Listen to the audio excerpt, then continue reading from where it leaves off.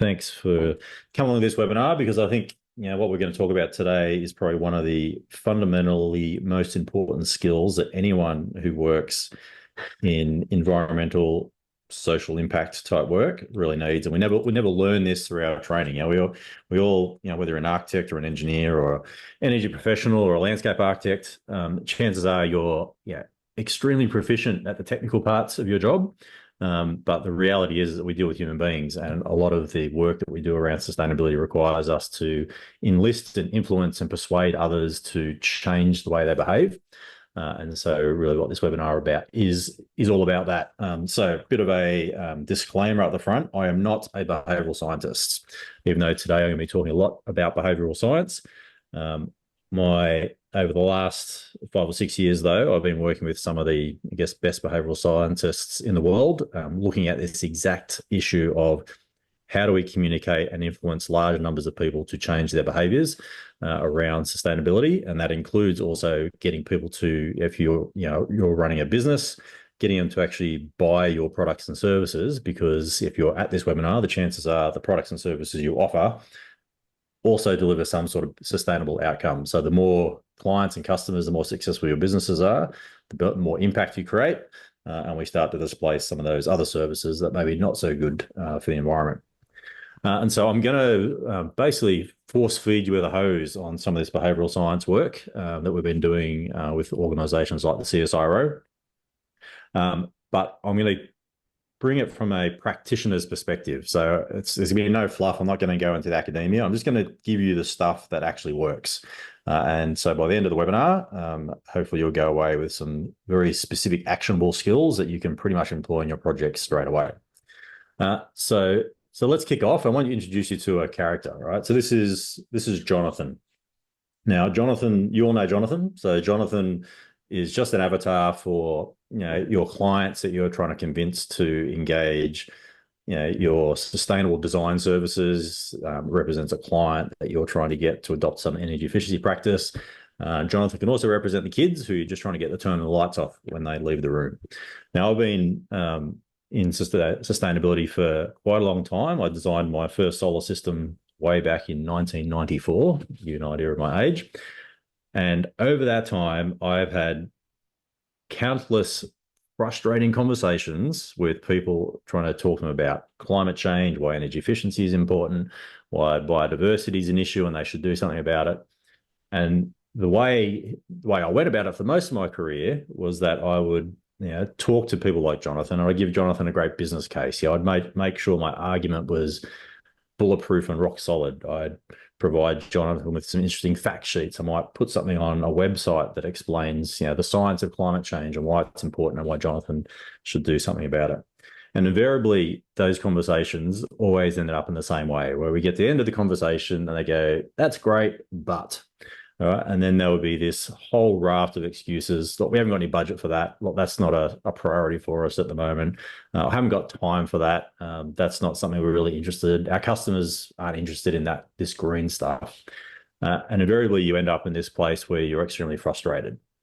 And the reason none of those approaches worked, and basically what I was trying to do was educate Jonathan into and convince him and persuade him through education and rational arguments as to why Jonathan should participate in whatever it was I was doing, whether it be a research project or whether I wanted them to engage me as a consultant to do a project for them. Invariably, I was just trying to convince him and educate him into that position. And the problem is that this is actually not the Jonathan I was talking to. All right, the real Jonathan I was speaking to was this guy. And the reason is that our brains have evolved over many thousands of years with one job in mind. Our brains exist to keep us alive. And through that process, we've developed this decision-making process that is based on emotions. So the first Jonathan I was speaking to, where I was making all these rational arguments and trying to convince him with logic and arguments and business cases and returns on investment, that particular Jonathan doesn't make decisions based on rational decision-making. That Jonathan is this guy here, who makes decisions based on emotions, all right? And nearly all of our decisions that we make in our day-to-day lives is based on emotions, which are driven by chemicals in our brains. So things like cortisol, oxytocin, dopamine. those are signals to our brain as to what we should do. Now, if you don't believe me, I'm just going to give you a scenario. So it's around lunchtime now. So I want you to imagine that you want to go and get a roast vegetable sandwich. All right. So you head over to the local food court and you make your way through the crowd, and there's all these great smells and noise and hustle and bustle that goes on in food courts. And you arrive at the vegetable sandwich section of the food court, right? Because every food court has one of those. And when you get there, there are two stores. So on the left-hand side, we have Sandwiches Are Us, and on the right-hand side, we make great sandwiches. All right. Now they're both basically the same sort of store. They offer basically the same product on service, and as far as you know, both of them have that really delicious aioli that you want on your roast vegetable sandwich. Now, as you can see in the image, the store on the left is completely deserted. There's not a single customer standing in line, and the store on the right is a whole queue of people waiting to place their orders. Now, in this scenario, and you'll see this in food courts all the time, where there's this poor shop that no one seems to be going to. So in this scenario, which store do you choose? Now, if you're most people, what you'll do is actually choose the store with the line and the queue and the bars and the people queuing up in that line, right? And ask yourself, why would you choose that particular line? Well, it's obviously, like, as far as you know, they make the same sort of sandwiches, the same quality, the same price, but the store on the left there's no one standing there, right? And the reason you would choose the line on the right would be that it's just a gut feeling you have. Something's off here. Something's not quite right. Why is no one standing in that particular queue over there on the left? The people in the line on the right must know something I don't. Therefore, it's safer for me to go with the tribe. All right. And so that is an emotional decision based on your brain is producing chemicals making you feel uneasy that something's not quite right in this particular scenario. Now, when you see this in food courts, the best thing these stores could do that have no one in line is actually hire people just to stand in line, and they would actually significantly increase their sales. Right. So that's an example of an emotional response to some sort of environmental input, which guides our decision making. Right. And human beings, for the most part, make the majority of the decisions based on emotion.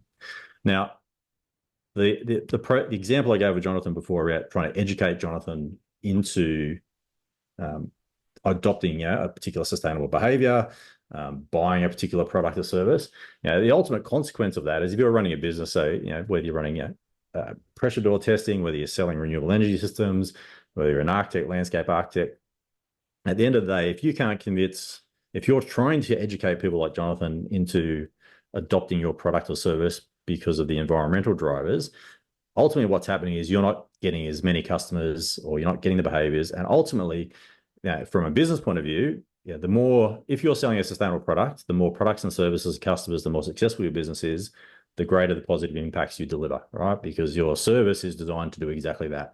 So if you can't convince someone like Jonathan to engage you, then ultimately what happens is you don't end up addressing the things that you're so passionate about. And I imagine the people, if you're at this webinar today, just based on the title of today's webinar, I imagine that you are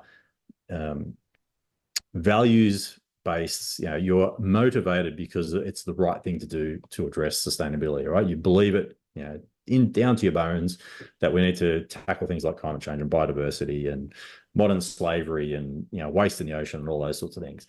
So if you can't convince people, right, and you're trying to convince people all the time, every day, if you can't convince people to your view of the world, then ultimately you're not going to address these impacts. And I was talking to someone the other day when they were asking me about, what's it like to work in sustainability. And I think, and this was my response. I think sometimes sustainability feels like you're stuck between a rock and someone you want to hit with it, right? Because it is so frustrating, right? And you get to those conversations around your return on investment on say a renewable energy system or energy efficiency, and then people still say no. And I've had this hundreds and hundreds of times throughout my career. You just feel like saying, "What is wrong with you, you idiots?" Like, do you not see how important this stuff is and why you should do something about it, right? So it's a very, very frustrating vocation if you don't have the right tools at your disposal, which is what we're going to cover off shortly. And so 5 years ago, I started working with a whole bunch of behavioral scientists, really to try to uncover why it is we couldn't get people to move. And ultimately what it came down to was the understanding how people's brains work and how people make decisions. And we are predictably unpredictable, right? So we can actually predict behavior, and I'll give you some research results shortly about some of that sort of stuff. Well, interesting, we've now trained hundreds of sustainability professionals on some of these techniques, and we always do an exercise at the start of the training. We ask them to, if you could wave a magic wand and invent something, what would it be? And of course, one of the things that comes up is I want to be able to read people's minds or control people's minds. So, like, if we had tech that had mind control, then our lives would be much, much easier when it comes to sort of creating those sustainable impacts. But in actual fact, that tech does exist, right? And that tech exists within thousands and thousands of research papers on behavioral science and in the social sciences, right? There are people who have spent their entire careers trying to work out how to influence someone to make a particular behavior, right? Now, that behavior can be good and bad, but all of this knowledge actually exists. And so, really what I want to cover off in this webinar is some of those actionable things around the science, what the science tells us about how we need to actually talk about sustainability, and how we can use that science to then influence people's choices to make better decisions, so then ultimately to those impacts. So let's have a look at what the science says about talking about sustainability. So the first thing we want to talk about is what not to do. And all these things you can see on the screen here are probably the go-to strategy for anyone who works in sustainability, right? Whether they're government policy, whether you're a sustainability practitioner, whether you're running a business, whether you're a salesperson selling products and services, we generally go to these 4 types of things. So the first thing, the most common one, and I hear this all the time, is we just need to educate consumers about why sustainability is important. We need to educate the market. What the research shows is that there is zero evidence that education alone has any impact on behavior. So I'll say that again. There is zero evidence that education alone has any impact on behavior. Now, the key word there is alone. If you combine education with other strategies, it can be effective. But if you just try to convince someone by providing them with information about why addressing climate change is important, education, like just basically giving a basic ROI, it just doesn't work, right? And so you can't educate someone into a position they haven't reasoned themselves into already. The next approach that everyone says, well, we just need to change people's attitudes. We just sort of link to education. We educate them, then their attitude will change. And if their attitudes change, their behavior will change. And again, this simply doesn't work. In fact, it goes the other way around. So attitudes follow behavior. So if you can get someone to perform a specific behavior, then they will then change their attitude about the thing that they've just their behaviors changed associated with. So take something like electric vehicles. Someone may be very negative. That's just a fancy golf cart. Things like range anxiety. Where am I going to charge it? Is it really, what's the payback period? All that sort of stuff, right? The second you get someone in an electric vehicle and they drive it and they realize that it's got amazing acceleration and it's like super convenient because now I don't have to go to the petrol station anymore. The behavior is they start driving an electric vehicle, and then their attitude about electric vehicles change. So in fact, attitude does not lead to behavior. It is actually the other way around. So you need to get someone to perform a behavior first if you want to change their attitude about a particular thing associated with sustainability.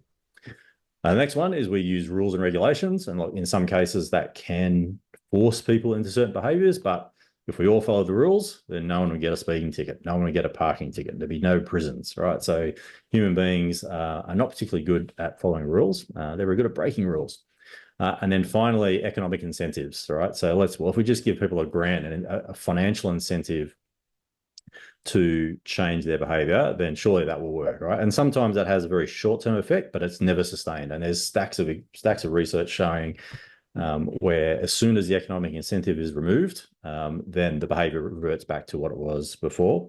And the other risk around economic incentives, and this goes to even pricing strategies for your products and services, is that you get this effect called crowding out. So if you're wanting someone to adopt your particular product or service or engage you as a service provider, and you're using some of these environmental drivers around it's good for the environment, you're doing a good thing. So these are social drivers.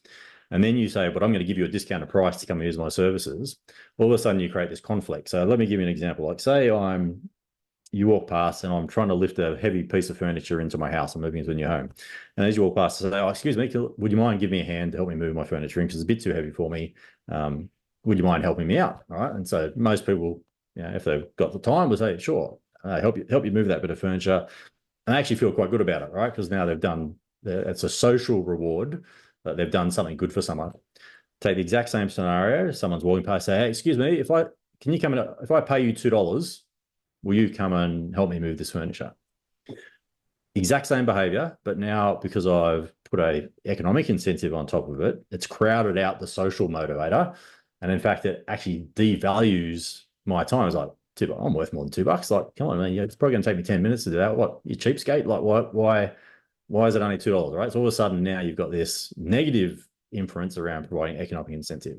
So, in some cases, some of these things work, but for the most part, all four of these strategies, and there's stacks of evidence that suggests that these strategies don't work. So the questions are, well, what should you do? Rule number one, when it comes to talking about sustainability, is you need to think like a caveman. And the reason for that is if you go back thousands and thousands of years when we were hunters and gatherers out on the plains, if something with big teeth came along that wanted to eat you, you had to make a very quick decision to either run away or stay and fight. And that decision was dictated by chemicals being produced in your brain. So things like adrenaline, oxytocin, cortisol, dopamine. Those human beings that responded immediately to chemicals being produced in their brains and ran away survived. Those that didn't got eaten by the things with big teeth. And what happened over time was that evolution, being the way evolution works, is that all the human beings that ran away then survived, went on to reproduce, and then you repeat that cycle thousands and thousands of times, and you have us here today. And so if you think of your brain, there's three parts to your brain. All right. So we've got the high level rational thinking. So it controls things like language, mathematics, reasoning. And this is in evolutionary terms, this is a pretty new part of our brain. It hasn't been around very, very long. We then have what's called the limbic system, which is the feeling part of the brain. So this is where things like chemicals like cortisol and oxytocin get produced, where we responding to emotions. And then we've got the instinctual brain, right? This is our crocodile brain, which is just purely survival instinct. So when you're watching a scary movie and and you jump because something happens, right? That's your instinctual brain. You know it's not real. Like your rational brain knows it's not real. Yet you still jump anyway, right? Or someone jumps out behind a building or something and scares you. That's your instinctual brain kicking in. What the research shows is that, and the numbers vary, but there's generally pretty rough rules of thumb, that 88% of all the decisions you make happen in that emotional feeling part of your brain. And that's because it's the oldest part of our brain, and it's been shaped by that evolution. So when you're thinking about trying to communicate and convince someone around a sustainable behavior or buying a product or service or whatever it is that you're wanting them to do, you need to be appealing to emotions, right? You need to be activating an emotion, which leads to an action to get them to do something. So rule number one is think like a caveman. All right, rule number two, don't mention the C words. All right, so when I say C words, I'm talking about things like climate, carbon, circular economy is another good one that's quite popular at the moment. Corporate social responsibility, right? So same as eco, enviro, green, all this sort of language. Because what the research shows is that the other thing our brains learned is that as we evolved, that 10 human beings with pointy sticks was a force to be reckoned with, all right? A single human being on their own was food for something with big teeth. So human beings learned very quickly that tribes, right, provide safety, and therefore that's why we are very social creatures, and that if you're part of a tribe, then you're more likely to survive because you've got protection, you've got access to more resources, you've got access to more partners, and therefore we've evolved to associate ourselves with different tribes, all right? And so, those can be very local. I'm part of this community, so I'm from Newcastle, so a very parochial town, all right? So you're a Novocastrian, right? So I associate myself with being part of this town. But modern day tribes can also be built around things like sporting teams, political parties, which is why you're seeing this very polarized politics at the moment. And the reason you don't want to use the C words or any of those environmental or insider speak when it comes to sustainability is that whether you like it or not, and particularly in the housing space or the built environment space, a lot of people still think that environmental sustainability is the domain of tree hugging hippies. Right? So I've got to wear a tie-dye shirt, live in a commune, grow some dreadlocks, and therefore, for the majority of the population, they go, that is not, as soon as you start talking about using that sort of language about green eco-environmental, they immediately go, that's not my tribe. Therefore, this thing, whatever it is not for me. Right. And they'll switch off. Right. And you see this all, and this is where this, language, I hope that the Labor Party, with the current discussion around nuclear power, do not go down the path of starting to argue why nuclear is bad for the environment. Because if they do that, they will lose the argument because nobody cares, right? The tribe that is interested in that is so small that it's not in the mainstream audience, right? They need to focus on economics. So, the language you use will either scare off the person you're talking to or to bring them into the camp. And those that are in the environmental sustainability camp that use that sort of language are probably in the minority. Otherwise, we wouldn't probably be having this webinar, and you wouldn't be having trouble getting people to become more sustainable, recyclable, or whatever it is that you're trying to achieve. So a couple of those fundamental rules. So rule number one, think like Caveman, and rule number two, when you're talking about sustainability, don't mention the C words. So let's move on to some of the decision making. So now we understand how we should and shouldn't talk about sustainability. I want to sort of talk about some of the science around how human beings make decisions. And I'm going to talk to you about an experiment, right? So there was a team from Stanford University who basically conducted a study where they used an MRI scanner so they could measure the blood flow through people's brains. And they conducted an experiment where they did three things, right? So the first thing they did was they hooked someone up to this machine and they showed them a product. Next, they showed them the price of that particular product. And then they gave them a button for saying, yes, I want to buy it, or no, I don't want to buy it. So the first thing was when they showed someone a product, right? So this is a desirable product. So that product provided some sort of solution. It might have been a new iPhone, it could have been a new watch, might have been an electric scooter, whatever. What they saw was that the reward centers of the brains lit up, right? So all this blood flow went to the reward centers, and they did blood tests and those sorts of things on the participants. And what they found was that people's brains were producing dopamine. All right. So dopamine, often referred to as a love drug. So if you watch a grand final when your favorite team scores the winning goal in the last 30 seconds of the match, and you get that, that fist pump moment, or if you're a Star Wars nerd, and when Luke Skywalker destroys the Death Star, and you're like, yes, right, that elation you feel is just chemicals in your brain, right? And it's the reward center of your brain lighting up.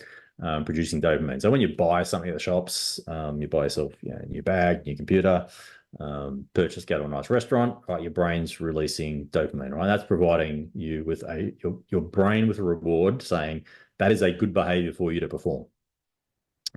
So the next thing they did was they decided so once they showed someone the product, they then showed them what the price of the product was, right? And what they expected to happen was that the rational part of the brain would then activate. But what actually happened was that it was like crickets. Nothing happened. All right. So the parts of the brain that handle like math, decision making, and emotion, dead. Nothing happened. But one part of the brain lit up like a Christmas tree, and that was the pain centers of the brain. And so this goes back to evolution. So if you're having trouble getting people to adopt sustainable practices, it's not your fault. You can blame evolution for this, but once you understand the science, then you can put strategies in place. So one of the things that as humans have evolved, said our brain's primary function is to keep us alive, right? And it is hardwired to do that. So these emotional responses, there is nothing you can do about it. And one of those things that evolution has taught us is that resources equal survival. So the more stuff you have, the more things you acquire, food, shelter, weapons, whatever it is, the more of that stuff that you have, the higher the chances you have of survival. And so therefore our brains reward us when we get that stuff. So you get the dopamine, but they also trigger this pain response to prevent you giving away resources, right? So this pain response If you're at a dinner and someone asks you for some food off your plate, whether you know it or not, your brain, the pain centers of your brain are activating, and our pain centers can activate from both physical pain as well as psychological pain. And so when you're asked to give up a resource, right, that resource can be time, can be effort, can be money.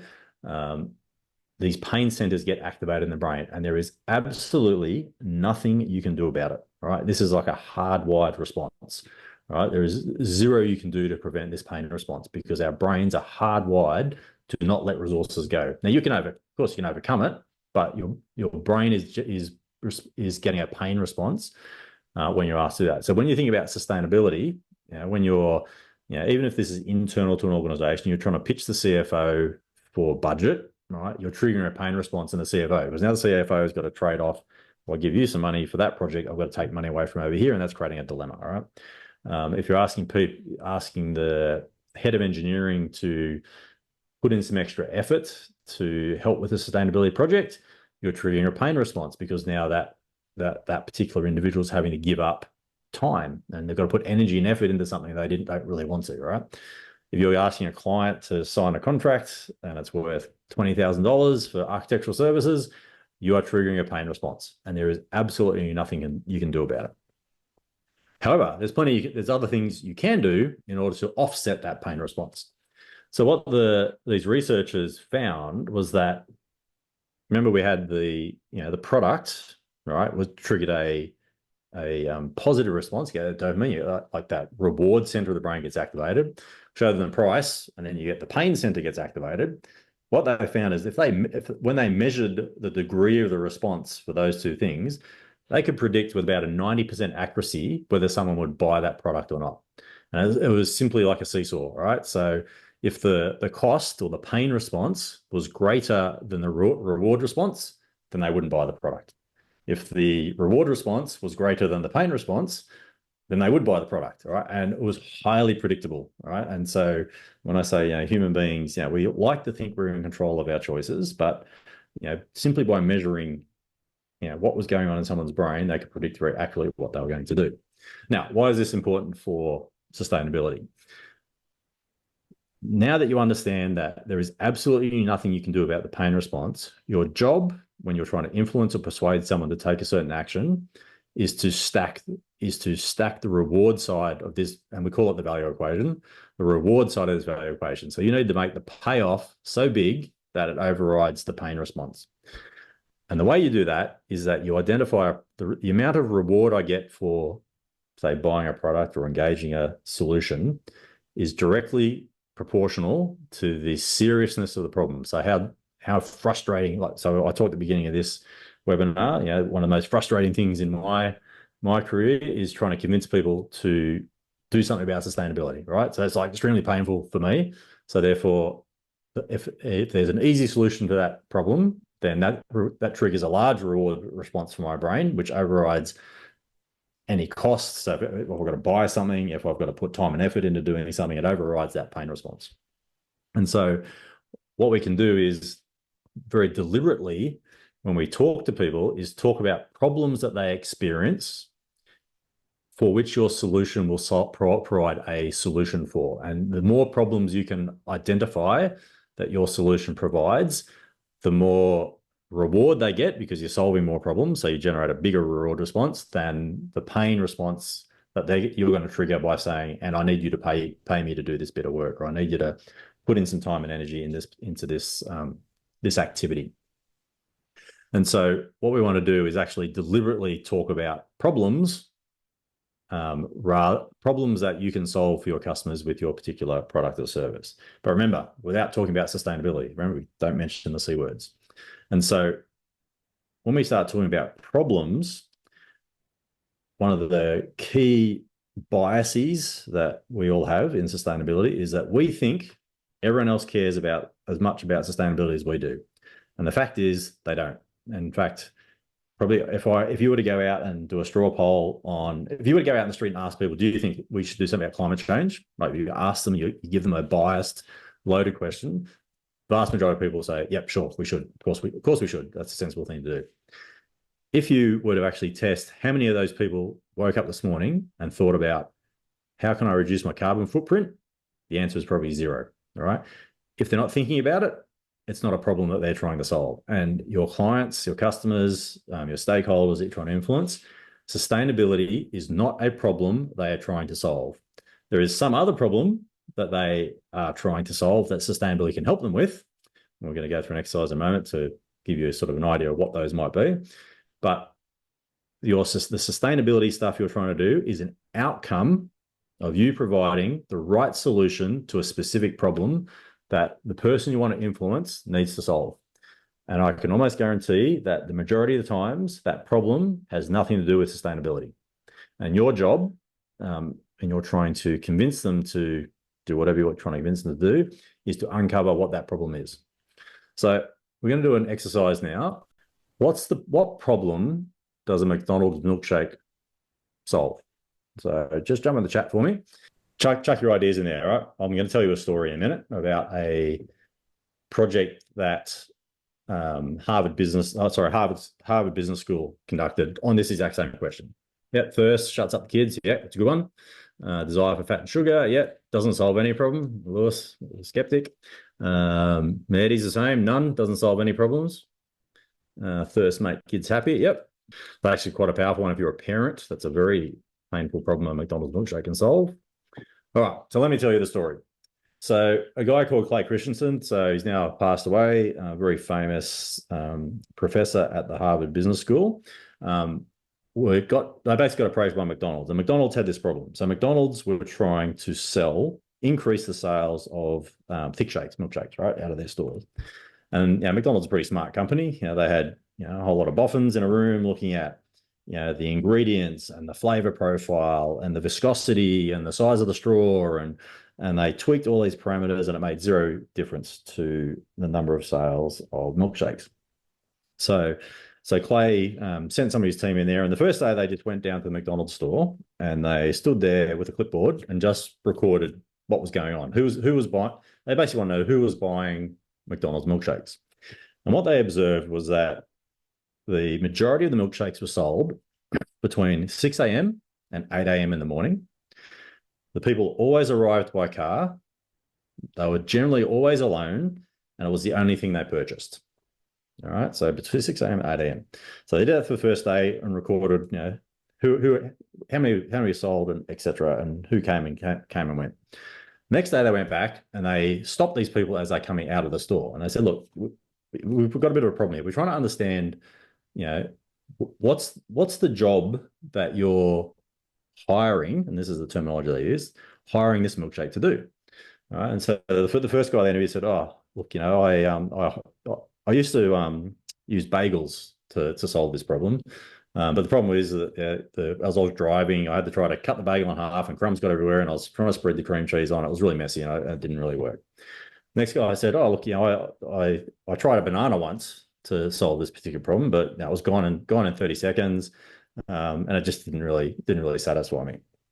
Another person said, last time I actually used a Snickers to solve this particular problem, but I feel so guilty that I never did it again. Another one was like donuts and so on.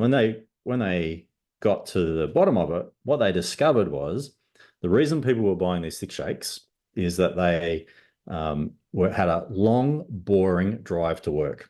All right, and then one of the people explained this to them, saying, I've got this, I've got a 40-minute commute to work. I'm sitting in my car and I'm just actually wanting to be engaged with the world. All right. And when I buy this milkshake, I don't really care what's in it. All right. But I know that, when I try to suck up that thick milkshake up this tiny little straw, it takes me a good, 8 to 15 minutes to finish it off. Right. It keeps me engaged whilst I'm driving to work, and I'm full until 10 o'clock.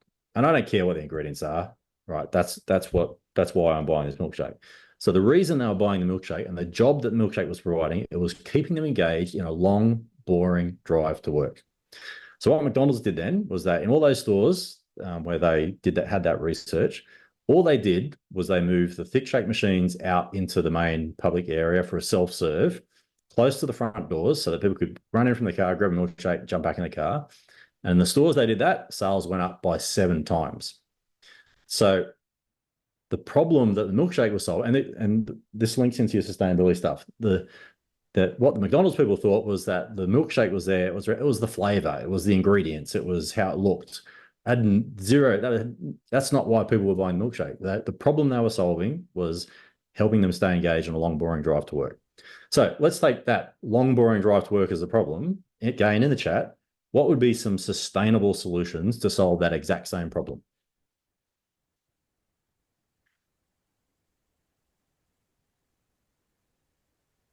Any ideas have you got? Take a train. Perfect. Great. That's one of the ones I had. Yep. So train, work from home. Awesome. Carpooling. Great. So the other three I was gonna say if no one spoke up. So perfect. So if a solution to that exact same problem is that you can provide public transport, so I can watch a movie or I can read a book. All right. I can carpool, so it gives me something to talk from, or don't travel to work at all. All three of those are solutions to the exact same problems that a McDonald's milkshake solves. All right. So when we start thinking about our sustainable products and services, we need to be thinking about what are those problems that we're solving with our products and services, and the chances are it's not going to have anything to do with the environment. All right. So let's keep going. So this is one of my favorite quotes, and this is one thing I want you to remember from today. Every time you think about pitching or something to a client, people don't want a quarter-inch drill. What they want is a quarter-inch hole in the wall. All right. So going back to that McDonald's milkshake example, the solution to that problem, there's bagels, Snickers, bananas. They're all solutions to that problem. They don't work particularly well, but they're also problems. So is carpooling. So is working from home. So is taking the train so that I can watch a movie on the way to work. All of those are legitimate solutions to the problem. All of those solutions trigger the reward response, because remember, the pain point is I have a long, boring drive to work. If you provide a solution that meets that need, it will trigger that reward response in the brain, which then moves people towards sort of taking action. So the question is then, how can you do that for your particular product or service? I'm going to teach you a skill you can take away, and you can use this in your day-to-day work every single day. And it's called the so what exercise. All right, we're going to do an example of this at the moment. So what you do is just create two lists. On the left-hand side, I want you list out all the features of your product or service. So let's say you're a energy efficiency consultant, and you do in-home energy efficiency auditing. All right. So on the left-hand side, we've looked at features are, home energy audit to uncover where you're wasting energy. Right. The other things we help you save money. Right. So you list out those sort of things. So let's stick with the one. Let's say help you save money. All you do now is simply ask the question, so what? Right. So the so what refers to the person you're trying to get to behave. So obviously, if it's a mum with two young kids, is going to have a very different answer to this question than if it's the CFO you're trying to convince, or the head engineer, or whoever it is. So you need to think about the target audience. So in the case of, say, it's a young family, right, that you're doing an energy efficiency audit on their home, and my services will help you save energy. So what? What does that mean? All right. So what does that saving mean to that family? Right. What it might mean is that, well, actually, now mum and dad can go and have a date night 3 times a year at a fancy restaurant because they're now got $1,000 extra in their pocket every year. Or maybe what motivates them is the kids want to do some sort of sport program. They haven't got the budget for it, but now all of a sudden they've got an extra $1,000. The kids can go and do the sports program. Or maybe they want to go on an overseas holiday, and so on and so on and so on. So what you are selling is not an energy efficiency service. What you are selling is a date night for mum and dad. You are selling, the kids can now do this sports program if you do this thing. You are selling, you can have an extra $1,000 on your next holiday if you do this thing. You are not selling an energy efficiency service, all right? Because the feature, people don't buy features, they buy benefits. They buy the benefits, right? So what is the ultimate benefit? So you do a so what exercise. So we're going to do one together now, and I'll pick something extremely boring, and it's zoning of homes. Now, for energy efficiency people in the room are probably going to have a heart attack for me saying that's boring, but it is boring, all right? It's right up there with energy efficiency. I love energy efficiency, but if I've got to argue the case for energy efficiency one more time, I'm probably going to go and throw myself at a wall or go rock in the fetal position at corner. So let's take an example of where you're meeting with a young mum or a young family, but you're actually meeting with mum, and she's got 2 young kids, right, running around the house, and they're in like the terrible 2s and terrible 3s sort of age bracket, right? So you're trying to convince her that it's important that she zones her home so that you, and when I say zoning, we can strategically close off different spaces in the home, so we're only heating and cooling small spaces within the house.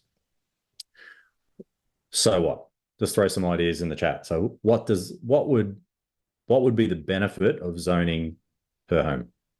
Right space for catching the kids. Yep, great. Need smaller area. Sue must have kids. Yep, working from home. Yep.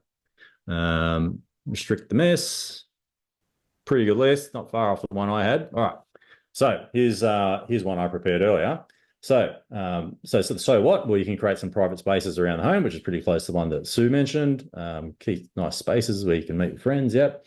Reduce the noise. Make it easy to work from home, so you can have a nice quiet space. You can save energy, of course, or you get some peace and quiet away from the kids. Which one of these? So remember, what we want to do is find something that activates the biggest reward response in someone's brain. And that is directly opposite. The reward response is directly proportional to the amount of frustration, pain, angst that is associated with that particular solution, right? So which of these do you think is the most painful problem for this young mum? Is it getting a private space in the home? Is it reducing the amount of noise? Is it getting away from the kids for 5 or 10 minutes? Is it making it easy to work from home, or is it about saving energy? Just throw it in the chat. Which one do you reckon? Peace and quiet, 100% Sue.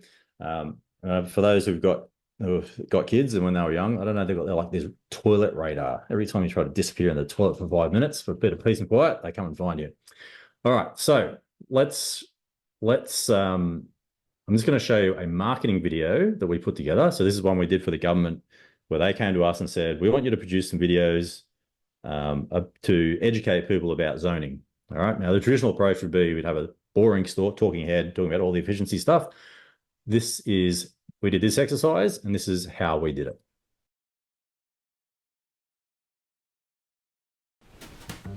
I love my family. Mom!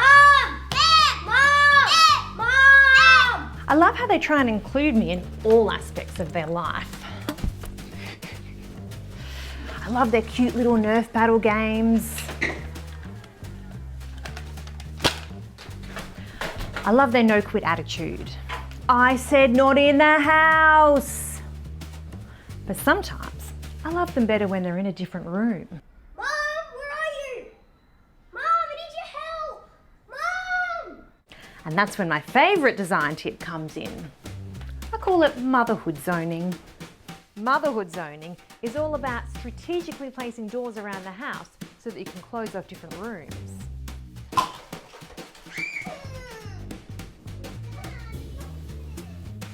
Motherhood zoning will become one of the greatest features of your home. Need time to yourself? Motherhood zone it. Got something you don't want to look at? Motherhood zone it. Mom! But the best thing about motherhood zoning is it saves you energy. When you close the door, you're only heating and cooling small spaces rather than the whole house. And you get to tell the kids that you have to shut yourself away to save the environment. Mom, hungry.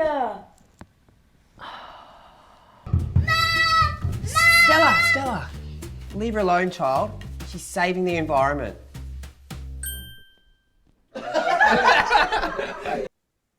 All right, so you can see in that case, we basically put together a marketing video, and what we're doing is we deliberately designed the video to focus on the biggest problem that particular target audience would experience in order to activate the largest reward response in their brain for when we revealed the solution, right? So in this case, we had a bit of fun with that. Instead of calling it zoning, we called it motherhood zoning. But when you reveal that solution, there would have been a large dopamine response. Any parent who's experienced that, seeing that your brain will be producing dopamine, right? And again, it's a response you cannot control. So you can use these techniques to produce marketing materials, social media posts, write proposals, and those sorts of things. So if you want to learn more, there's a couple of things you can do. So there's obviously, we spent 5 or 6 years doing a whole stack of research in this space. There's stacks of behavioral science research out there. Highly recommend the Nudge podcast. So if you're into podcasting, it's it's a marketing one, but it talks about a lot of the behavioral science techniques that we've sort of touched on. Very, very practical, as well as those 3 books down the bottom. So The Psychology of Influence by Robert Cialdini, The Spin Selling Technique by Neil Rackham, and Predictably Irrational by Dan Ariely, who's a behavioral scientist. So, but if you don't want to spend hundreds and hundreds of hours on reading books and trying to, it took me 6 years to figure out this stuff. We've actually put together an online course, and the online course basically takes all of that science and all those books and distills it down into a very simple and practical 5-step process that you use when you sit down and talk to a customer or a client, and basically creates a tactical way for you to implement all of this behavioral science stuff that we've been talking about. So the course includes, there's two aspects in the course. So if you work in housing space, there's one specifically around sustainable housing for architects, builders, energy efficiency consultants in the residential space. And then we have a much more general one, which is called the Influence for Sustainability, which is, if anyone who works in sustainability, and you can apply it for sales, for marketing campaigns, for your social media, whatever. It's very, very flexible. And it's just teaching you those key principles. And, that issue of you need to find a problem that your product solves. What this process does, it gets the person you're talking to tell you exactly what that problem is, what the benefit is that your solution will provide to them without you ever actually having to talk about it. So it's very natural. It's a very natural conversational way for you to learn how to actually present your particular solution to your target audience. So that's a wrap for me.